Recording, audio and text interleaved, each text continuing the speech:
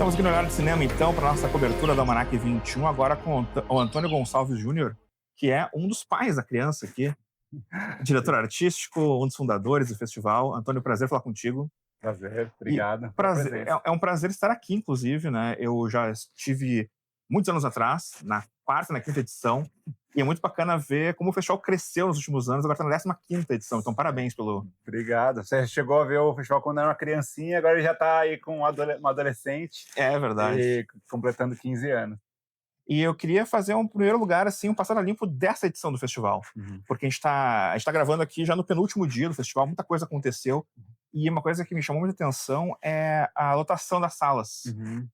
Dia de semana, à tarde, a gente sabe, né, como a gente trabalha, Sim. obviamente, não é um período de férias, mas muita gente participando. Acho que Curitiba meio que abraçou o festival depois de um tempo, né? A gente ficou muito feliz, assim, porque a gente sempre, até no começo do festival, primeiro ano, nosso maior medo era não ter público, assim, né, no festival, porque a gente tinha outros festivais, até o Olhar de Cinema surge muito num momento aqui em Curitiba que outros festivais acabaram, e vários deles, ou dois deles no caso, acabaram por conta de falta de público, assim, de falta de conexão com a cidade, né? Porque eu acho que a questão de falta de público é muito essa falta de conexão com a cidade. E aí a gente pensa, desde o começo pensa muito nisso, né? Claro que nos primeiros anos é muito mais desafiador, né? Porque as pessoas não conhecem e tal. Mas desde o primeiro momento desde a primeira edição a gente teve um resultado muito legal, assim, muito superior do que a gente estava imaginando. E aí ano a ano Curitiba, né, os cinéfilos, que hoje, né, é só Curitiba, é muito mais gente também do Brasil inteiro que vem para cá, que curtem o festival, e a gente sempre fala que o festival é sempre um orçamento muito limitado, então a nossa maior propaganda é o boca a boca, né? Você que vem aqui e fala, pô, não, Olhar Cinema é muito legal, a outra pessoa vai falar, não, eu quero ir então ano que vem esse programa para mim, né? Porque também não é um mês de férias, é um mês de junho, é um mês difícil para as pessoas viajarem, mas muita gente, cada vez mais a gente vê pessoas vindo de fora de Curitiba, e sem sombra de dúvida Curitiba sempre abraçou o festival desde a primeira edição, e eu acho que o que aumentou mais é muito a presença de gente de fora, né? Que se programa lá para tirar umas férias, tirar uns dias, enfim. Eu conheço um casal que realmente fez isso, que eu vejo nas sessões aqui, que tirou férias para vir no Olhar. Exato, é muito comum hoje ter esse tipo de público, e então a gente fica muito feliz de ter essa repercussão em Curitiba, claro, no Paraná, mas no Brasil todo.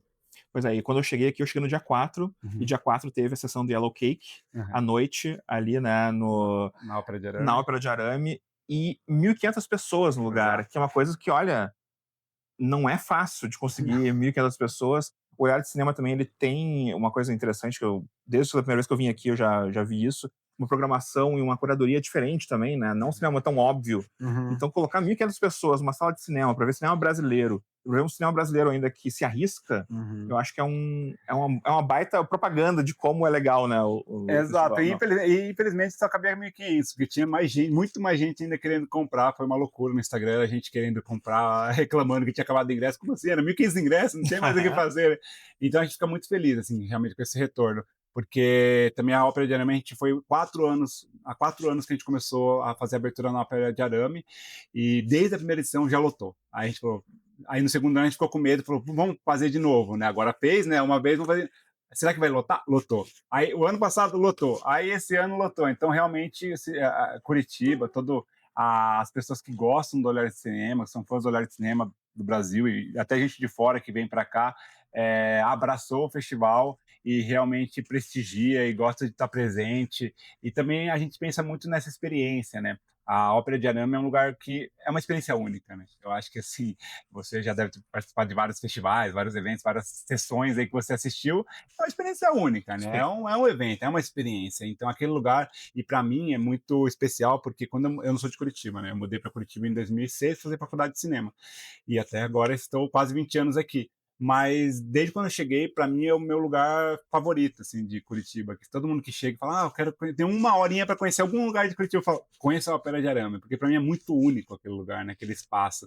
E aí, quando a gente viu a possibilidade de fazer uma exibição de cinema lá, e a ópera já tem, sei lá, quase 40 anos aí que foi construída, e nunca tinha sido exibido um filme lá, né, quando a gente exibiu. E aí eu falei, putz, vamos fazer isso, sensacional, porque é o lugar que eu acho mais icônico de Curitiba, assim, que eu acho lindo, uma estrutura, uma arquitetura, assim, única, que eu nunca vi em outro lugar do mundo, e exibindo um filme lá do Olhar de Cinema, sensacional, vamos fazer, e deu super certo.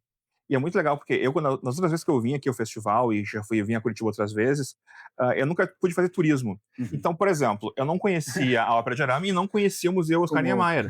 Então, dessa vez, e porque antigamente o festival, o Olhar de Cinema, ele tinha em shoppings, né? era no Era Espaço cinema de Itaú de shopping. Cinema, que acabou fechando na pandemia. Então, eu conhecia aquele circuito do Olhar. E agora eu tive a oportunidade de não só ver filme na ópera, mas também no MON. Exatamente. Como é que também é isso, né, de movimentar também, né, os cinemas da cidade e os locais de arte da cidade também, porque aqui a gente tá gravando aqui no Cine Passeio, que também é um cinema de rua, é um cinema interessante também, né, 2 salas. Uma programação também diferente, muito É, parecida com o Olhar de Cinema, que propõe que dá espaço para outros filmes, não só aqueles filmes hollywoodianos comerciais, né? Então, também foi um movimento que a gente fez muito pela dor, porque o Espaço Itaú de Cinema fechou, né? Na pandemia, a gente ficou meio que desamparado ali, porque a gente tinha 3 salas no Espaço Itaú. E o Cine Passeio, ele abriu em 2019, inaugurou em 2019. Desde então, a gente está aqui, né? Tirando os anos de pandemia ali, que a gente fez edições online.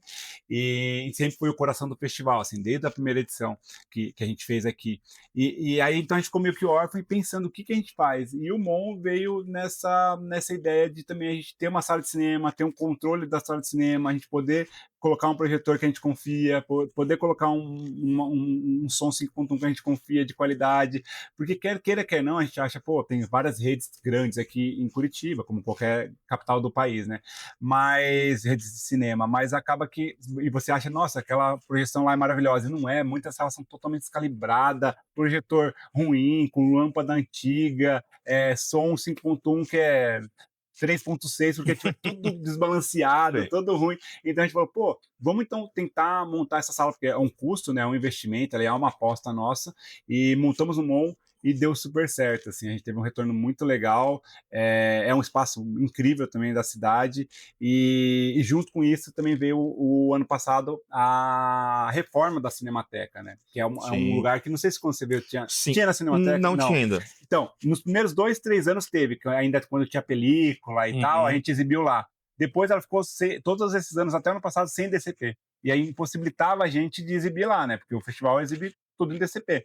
Então a gente não. Às vezes tinha até ano que a gente levava um projetor lá, colocava, mas não estava legal. Então a gente precisava dar uma reformada geral Uhum. e no sistema nos equipamentos lá. E aí, o ano passado rolou isso. A gente, pô, maravilha, vamos poder voltar para o Cinemateca, que é um lugar que a gente adora, ama, é icônico também para o cinema de Curitiba, do Paraná e do Brasil, uma cinemateca, né? Poucas cidades têm cinematecas, inclusive a sua tem uma Temos. cinemateca lindíssima. Então juntou e a gente, pô, que legal, né? Fazer nesses espaços. E também temos no Teatro da Vila, que é no SIC, que é a Cidade Industrial de Curitiba, é uma região fora da região central, que também a gente faz questão de exibir filmes lá, levamos escolas, fazendo no final de semana exibição da Pequenos Olhares, que é a nossa mostra para infantil e tal. E tem muito convidado, né? Uma coisa legal também, né? E o bacana do festival é isso também, né? Não só passar filmes, mas poder conversar sobre cinema, poder encontrar pessoas, a gente encontra diretores, diretoras, atrizes, atores. Isso é bacana também, né? E vocês também têm agora um espaço que também é para a produção e para conversar sobre Uhum. mercado, né? A gente sentiu muita assim, desde o primeiro ano a gente sempre quis fazer esses encontros, proporcionar esses encontros, né? Então a gente pensa até nos espaços do festival, toda a programação para que isso possibilite que as pessoas possam se encontrar, trocar ideias e realmente fazer uma imersão, né, dentro do cinema, porque a nossa programação vai das 10 da manhã até 11h30 da noite, né? Então, realmente, para ter esses 10 dias muito intensos, vivenciando o cinema e com pessoas que fazem cinema. E a gente sentia muita falta da parte de um pouco de estruturar mais a parte de negócios, de encontro voltado mais propositivo para tentar estabelecer parcerias, coproduções, né, tentar algum tipo de financiamento, ajudar mais, trazer players do mercado, né, que tem dinheiros, né, que para cá para também conhecer esses filmes, deles se juntarem com esse pessoal. Então a gente criou o Messi, o Mercado de Cinema Independente, que esse ano tem a segunda edição, que veio muito para suprir uma demanda, que a gente via que a gente tinha chegado num limite assim, de conexões que a gente podia fazer, que eram ótimas, né? Reflexões e tal, mas aí faltava esse passo de Que é ir para o organizar, né? mercado. Que é organizar, na verdade, né? Exato, Porque exato. uma coisa que eu ouço muito no festival é que, encontrei o produtor tal, a gente se Isso, encontrou, tinha uma ideia, a gente foi e fechou ali no festival. exatamente. Mas às vezes falta o meio de campo, né, que o festival pode fazer, que é organizar isso, né? estabelecer os dias. São Isso, tá. 3 dias para isso, voltado para isso. Vamos pensar sobre isso, foquem nisso. Traga um novo projeto do diretor, da diretora que está exibindo o filme aqui. Traga um outro projeto que você é produtor que está envolvido, elenco. Então vamos, né, realmente pautar isso durante esses 3 dias. São 10 dias de festival e o mercado são 3 dias. E aí vem outras pessoas também interessadas, que às vezes as pessoas não têm tempo de ficar os 10 dias, né? Algum player, algum canal, alguma plataforma de streaming, várias vieram para cá durante esses 3 dias, né? Então vamos aproveitar então esses 3 dias que a gente Concentra, vai né? estar aqui para focar nisso, e os outros 10 dias a gente vai estar falando sobre linguagem, falando sobre propostas de direção, tudo isso relacionado ao cinema que a gente já tinha muito forte dentro do Olhar de Cinema, né? E eu sei que acontece o seguinte, né? Quando um festival termina, né? 15ª edição tá terminando agora. Sim. No dia seguinte já começa Não, já a pensar no começou, nem 16º. precisa terminar. Ah, não terminou? Já começamos. Como é que você tá pensando no 16º? Porque o 15º também acho que ensina várias coisas também, né? Como tu falou mesmo do Messi, né? Que tem a segunda edição, imagino que terá uma terceira. A programação que agora, o Novos Olhares, por exemplo, teve mais filmes brasileiros que não tinha tanto nos anos Teve um filme anteriores. a mais do que os anos anteriores. Assim, a gente sempre está melhorando, né? A gente não é um festival que, temos uma estrutura e não muda, não vai mudar, né? Tem vários que são assim, tudo bem, eu acho que também é bom também não mudar, mas a gente é meio inquieto, sabe? A gente sempre acha que tem um ponto de melhoria. E sempre quando a gente encontra esse ponto de melhoria, a gente vai e fica até realmente chegar e falar, pô, agora sim a gente tá bom. Mas só que depois dali 2, 3 anos pode ser que aquilo não fique tão bom, porque hoje o mundo é muito, gira tudo muito rápido, é tudo muito, né, volátil também, e o público também é um público que a gente trabalha, um público, a gente sabe que majoritariamente jovem, né, que tem outros atrativos, então a gente está disputando com plataformas, enfim, com festas, com outras coisas que também acontecem na própria cidade e tal. Então, a gente sabe que a gente precisa se renovar, né? Então a gente sempre está pensando em alguma coisa diferente. E aí, mas o desafio maior sempre é como fazer o próximo, porque a gente começa sempre do zero. Isso é uma loucura, assim. Então a gente não tem R$ 0 para começar o próximo festival. Isso é muito angustiante, sabe? Então é uma vida um pouco angustiante a nossa. Assim. Todo ano tem que procurar um novo patrocinador, ou o mesmo patrocinador. Ou mesmo, mas renovar, porque não tem um contrato de 2, 3 anos. É um contrato daquele ano. Aí não se fala de continuidade, né? Ou contratos a longo prazo. Então a gente para e pensa. Então, mas todo final de festival a gente faz um balanço com a equipe, lá com todo mundo, os chefes de equipe, e a gente aponta, faz toda uma listagem do que a gente pode melhorar, do que pode ser, do que foi legal, do que não foi, da estrutura do festival, se está funcionando, se não está funcionando, se tem alguma amostra que não está fazendo sentido, se a quantidade de filmes por mostra está fazendo sentido. Então a gente discute tudo. Fica lá uma tarde inteira, às vezes 2 tardes, só discutindo ponto a ponto de questões do festival e estabelece melhorias para o próximo ano. Então, todo ano a gente tem essa conversa e tem um checklist, pontos de melhoria para o próximo ano. No passado a gente fez isso e já conseguimos fazer várias alterações para esse ano. Por exemplo, Novos Olhares tem uma vaga a mais no geral, que acabou sendo preenchida por um brasileiro.